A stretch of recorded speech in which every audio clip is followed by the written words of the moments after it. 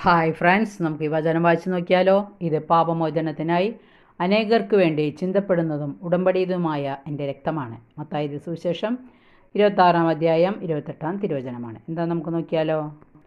അന്ത്യത്താഴവേളയിൽ ഹൃദയം നുറുങ്ങി തൻ്റെ ശരീരവും രക്തവും നമുക്കായി മാറ്റിവെച്ച ഈശോയെയാണ് ഓരോ വിശുദ്ധ കുർബാനയിലും നമുക്കായി മുറിയുന്നതും കാത്തിരിക്കുന്നതും എന്ന വസ്തുത എന്തുകൊണ്ടാണ് നാം മനസ്സിലാക്കാത്തത്?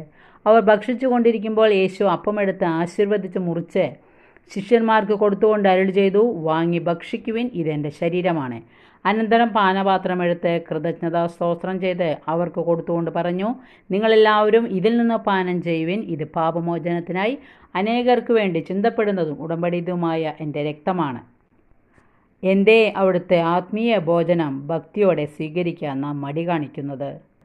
ഭക്തിയോടുകൂടി വിശുദ്ധ കുർബാന സ്വീകരിക്കാനായിട്ട് ശ്രമിക്കുക. എല്ലാവർക്കും ഇഷ്ടപ്പെട്ടെങ്കിൽ ലൈക്ക് ചെയ്യുക. Okay, thank you.